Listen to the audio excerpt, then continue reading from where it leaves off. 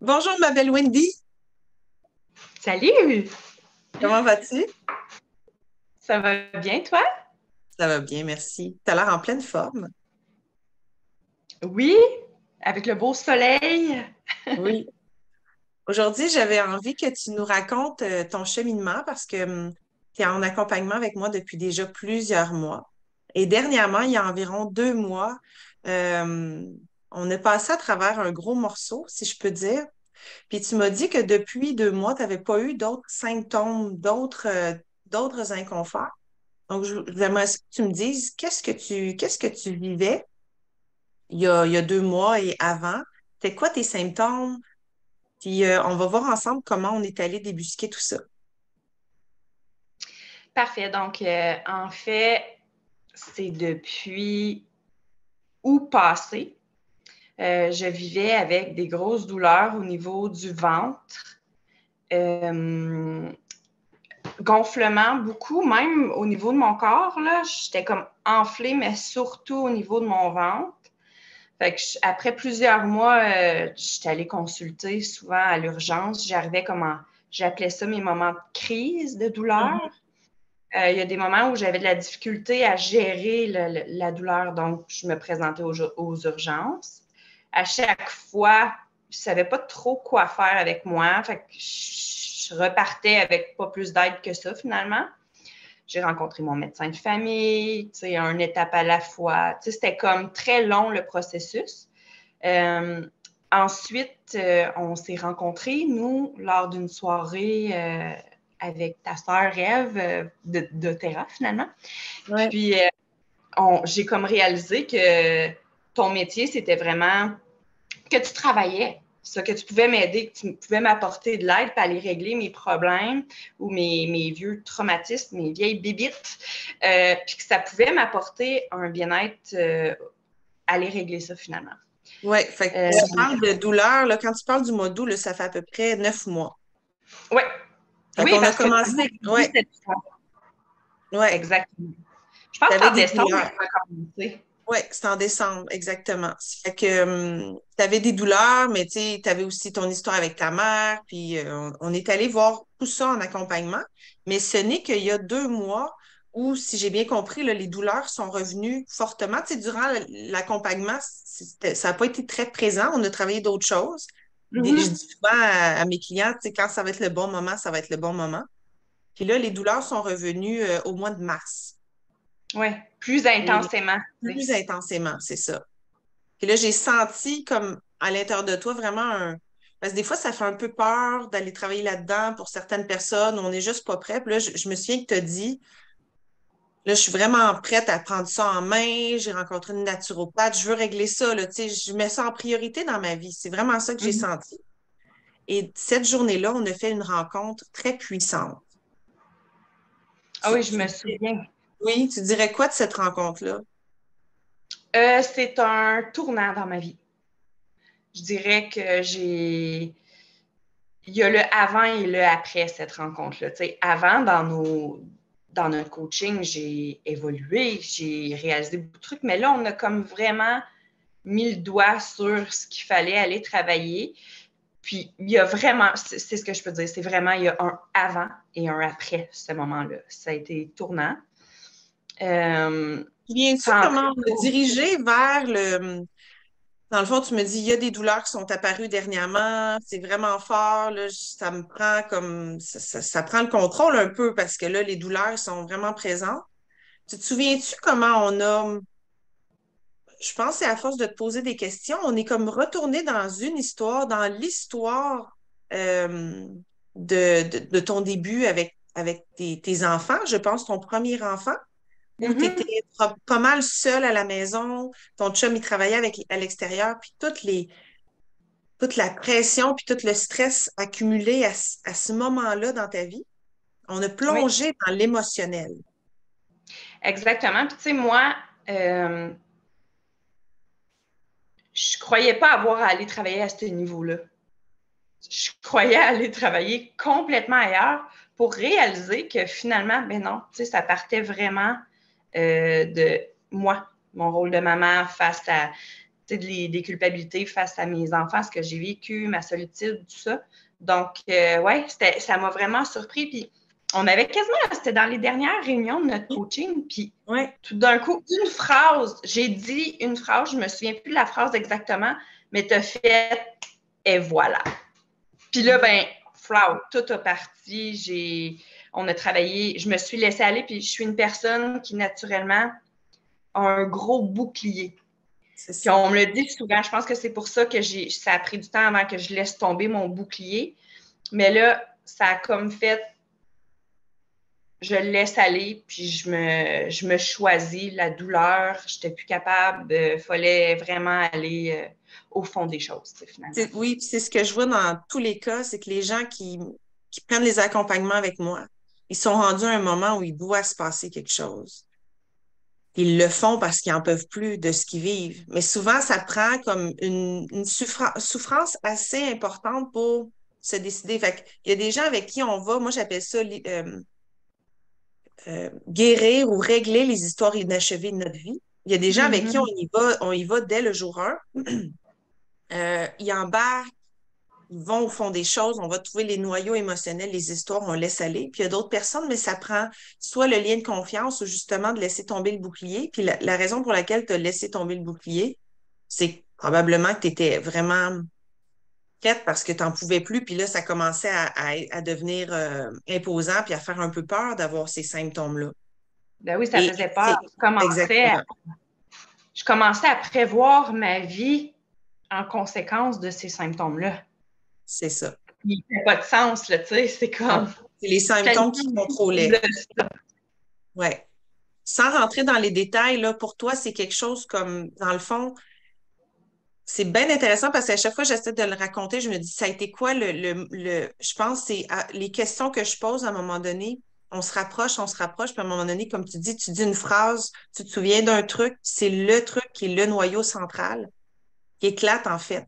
Ça fait que je t'ai fait beaucoup verbaliser, mais c'était puis comment tu te sentais à l'époque où tu avais ton enfant, ton chum était à l'extérieur, puis tu te sentais pas soutenu, puis tu étais fatigué, puis tu le faisais quand même parce qu'il fallait le faire, mais tu étais au bout de toi, puis tu étais comme épuisé, puis tout ce que tu tenais depuis ce jour-là, parce que les histoires, on les tient, tant qu'on les a pas lâchées, on les tient toute notre vie, puis c'est ça qui est particulier.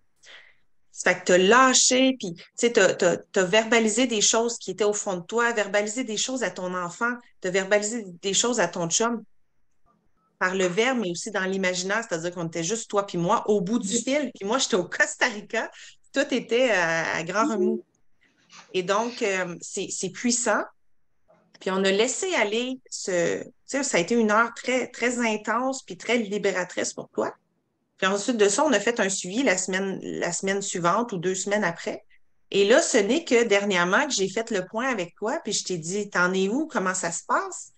Parce que des fois, on a besoin d'y retourner. Des fois, tu sais, on enlève des couches, puis à un moment donné, on pogne le noyau central. Des fois, il faut y retourner. Puis là, je t'ai demandé comment ça va, puis tu m'as dit que tu n'avais plus eu aucun symptôme depuis cette rencontre-là. Ça fait Non, 2 mois. Ça fait 2 mois. Ça fait 2 mois. Puis, je te dirais aussi que j'ai plus de symptômes, mais j'ai gardé l'acquis. Tu sais, en fait, là, quand on a mis le doigt sur le bobo, là, tu m'as fait crier dans mon oreiller, tu m'as fait parler, on a fait plein d'approches face à ça, mais j'ai gardé ça. Fait que quand je sens qu'il y a quelque chose qui a besoin d'être libéré, tu sais, maintenant, à force de parler avec toi, j'ai appris à reconnaître les symptômes d'accumulation, je ne sais pas comment le nommer, mais j'accumule plus, là. Là, je prends mon moment, puis je vais vivre mon émotion, je vais libérer. S'il faut, je vais crier dans mon oreiller. J'utilise tous mes outils, mes trucs, ce que j'ai appris avec toi, finalement. C'est devenu acquis. Fait que ce qui est très beau dans ça, c'est que oui, on a réglé ça. J'ai plus de douleur, mais je peux garder ça avec moi. Puis voir quand, oups, il y a comme un petit quelque chose qui est là, qui fatigue, comment l'identifier, parce que pour moi, juste l'identifier, c'était difficile. Juste nommer mon sentiment, Ouais. J'avais de la difficulté à l'identifier puis Oui, le je me nommer. souviens très bien au début. Tu t'es tellement développé par rapport à ça. Et c'est vraiment ce que je vois maintenant, c'est que tu es devenu autonome. Et Oui. c'est ça l'objectif. L'idée, c'est d'y aller une couple de fois avec la personne. Puis là, c'était une grosse étape, mais à d'autres niveaux dans les rencontres, on était allé déjà faire des pas, ce qui a permis aussi que, wow, tu te laisses aller cette fois-là. Puis c'est chacun à son rythme, c'est chacun à sa façon. Puis il y a pas d'attente de ma part, il y a juste euh, t'accompagner dans ce qui est, dans ce que tu vis, puis jusqu'où tu es prête à aller. Mhm. Et l'idée, c'est que quand on a fait le chemin une fois, deux fois, trois fois, on est capable d'y aller, puis on le sait. Il y a des gens qui ont un peu peur de se perdre dans ce volet émotionnel-là, parce que c'est un volet où c'est prouvé, hein, quand on est dans le niveau émotionnel, l'amygdale limbique, qui est le cerveau qui réfléchit, il est comme barré à clé. C'est pas le moment pour prendre des décisions. On est dans notre émotionnel. Et ça fait peur parce qu'on n'est pas dans le contrôle quand on est dans l'émotionnel. Et donc, d'y aller à quelques reprises pour se rendre compte que je suis encore en sécurité, je suis revenue, je suis correcte, il n'est rien arrivé, je suis allée dans les zones où il y avait des histoires à régler, des histoires du passé, des choses que j'aurais voulu dire que j'ai pas pu dire à ce moment-là, parce que ce qui se passe, c'est que quand on est en mode survie, on n'est pas en train de réfléchir à ce qui nous arrive, puis on est en mode survie. On réagit pour notre survie. Ça fait que c'est quand, par après, on est capable d'avoir un regard extérieur, de dire, j'étais vraiment dans un état de survie. Si j'avais eu comme, si j'avais pu vraiment sortir ma tête hors de l'eau en conscience, j'aurais fait ça, j'aurais dit ça, mais à ce moment-là, j'en étais incapable. Et là, on peut le faire. Ce qui est puissant, c'est que pour le cerveau, que ce soit réel, symbolique ou imaginaire, il n'y a pas de différence. Fait que le fait qu'on y Mm. retourne, puis qu'avec l'imaginaire, tu parles à ton garçon, avec l'imaginaire, tu parles à ton mari, avec l'imaginaire, tu te parles à toi-même, ou tu fais des fois, tu sais, comme je me souviens avec une cliente, lors d'un accouchement, elle a comme été séparée de son fils, tu sais. Ça a été un accouchement très difficile, je pense que c'était à Sainte-Justine, d'un cas particulier, puis à un moment donné, elle se rend compte que son fils il a été changé de bâtiment. C'est la mère. Elle l'avait dans son ventre il y a quelques minutes ou quelques heures. Son bébé, il n'est plus dans le même bâtiment. Puis elle se souvient comment elle s'était sentie déchirée. Puis voyons, je suis la mère. Que, tu sais. Il n'y a pas de jugement, il n'y a pas de reproche. On n'est pas en train de juger ce qui a été fait. C'est juste comment est-ce que tu veux reprendre ton pouvoir. Elle, oui. Toi, qu'est-ce que tu aurais eu envie de faire? Tu aurais eu envie de dire quoi? Tu aurais envie. À ce moment-là, à cette étape-là, tu étais en survie, puis tu as juste fait OK, tu as suivi les étapes parce que toi-même, tu étais KO. Mais aujourd'hui, qu'est-ce que tu aurais voulu faire si tu peux retourner dans la scène? Elle m'a dit, j'aurais couru, j'aurais tout lâché, j'aurais couru jusqu'à l'autre bâtiment, puis je serais allée prendre mon fils. Ben, je dis, fais-le, Fais-le. fais-le dans ton imaginaire. Elle a couru, j'ai des frissons quand je t'en parle. Je connaissais pas l'histoire de cette femme-là. Elle a couru dans son imaginaire, chercher, arracher son bébé des bras de l'infirmière parce qu'il voulait, tu sais, il était tout branché. Puis, fais-le dans ton imaginaire, va le chercher ton petit. Puis on a fait plein. Pendant une heure, on a fait ça. Quelques jours après, elle est allée voir sa chiro. Puis elle avait des problèmes dans son bassin sacro-iliaque, les hanches. Elle dit Très. l'inflammation était presque disparue. Cette femme-là, le fait de courir dans son imaginaire, ça l'a réglé. C'est une personne qui avait de la difficulté à être debout longtemps, à prendre des marches pour aller juste au stop. C'était où aller. Tu sais, tout était laborieux de marcher puis de rester debout. Elle gardait ces douleurs-là dans son corps, dans son utérus depuis cet événement-là. Et là, j'ai su toute son histoire par la suite. Et là, elle s'est libérée de ça. Puis les seules fois où ça revient, ces douleurs, c'est quand il y a quelque chose par rapport à son garçon, qu'elle est déchirée ou elle aurait pris une autre décision ou elle-même, elle n'a pas été dans son pouvoir. Puis elle a dit, OK, la douleur revient, il y a un message ici à comprendre. Puis là, elle le fait parce qu'elle est maintenant autonome. Et voilà. C'est Et ça qui est voilà. merveilleux ici. Ouais, ouais. Fait que dans le fond, tu avais des douleurs au niveau du ventre aussi, toi, de l'utérus ou quelque chose comme ça. C'était-tu comme des maux Ouais. de ventre ou ça tirait ou... C'était comme vraiment un pincement constant, une pesanteur, gonflement. Puis, tu sais, ça se promenait même jusque dans le bas de mon dos. Là, tu sais, c'était surtout côté droit, là, une grosse comme c'était limite, des fois même, on aurait dit des contractions, là, tu sais, c'était Ouais, comme... ouais. Fait que c'est Ouais. sûr que moi, tu sais, parce que j'ai étudié en décodage biologique, quand tu me donnais tes symptômes, j'avais un peu des pistes Mhm. pour aligner mes questions, mais je colle toujours à l'histoire unique de la personne. Fait que, tu sais, quand tu me te dis tantôt, j'ai dit une phrase, puis je t'ai dit c'est ça, c'est parce qu'énergétiquement, je l'ai senti euh, que on était sur la bonne voie pour toi. Chaque personne, je colle à l'histoire unique de la personne. En tout cas, je suis extrêmement contente que c'est disparu pour toi. Ça doit Mhm. tellement t'alléger, ça te fait quelque chose de moins à t'occuper, ça libère ton corps, ça te permet d'être dans une énergie différente. C'est tellement beau. Puis en fait, suite à ça, il y a des nouvelles choses qui se sont créées pour toi. Moi, tu sais, quand tu dis il y a un avant-après, il y a oui la douleur, mais il y a ce que j'ai senti chez toi, c'est comme tu as vraiment décidé de te choisir. Mhm. Totalement. Il y a comme des choses que tu fais, des comportements que tu as depuis 2 mois, parce que j'ai continué à t'accompagner, que tu n'avais pas avant. Fait que non seulement ça l'a libéré des douleurs, mais il y a eu un switch à l'intérieur de toi. Puis là, tu as osé développer, tu es en train de développer des nouveaux projets, tu es massothérapeute, mais là, tu es en train de créer un événement, puis il y a des choses qui se passent, ça l'a débloqué tellement d'autres choses pour toi. Mais mon année, suite à ça, j'ai réalisé que je devais me connaître. Puis j'ai réalisé que je me connaissais pas tant que ça. Fait que je m'amuse à dire l'année 2023, mais ça prendra le temps que ça prendra, là. Mais est une année de découverte. Ça peut même, c'est même passé par, j'ai jeté tous mes vêtements, sauf mes uniformes de travail, parce que je m'habillais qu'en noir, tout le temps. Ah ouais, tu J'avais m'avais pas pas beaucoup de dit ça. couleurs dans mes vêtements. Fait que j'ai jeté tous mes vêtements, puis à chaque nouvelle saison, je me commande des vêtements, je vais magasiner, puis mon défi, c'est le moins de noir possible. Tu sais, fait Ah, que là, j'ai wow. commencé par ça, fait que c'est fou.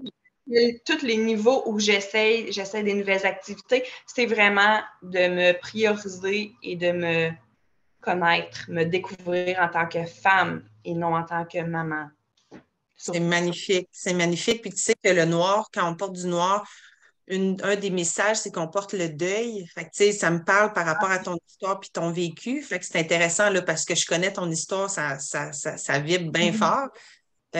Porter le deuil, c'est ça, parce qu'on s'habille en noir pour un deuil. Fait que, wow, je n'étais pas au courant de ça. C'est Ben, génial. c'est vrai que je l'ai pas dit. Magnifique.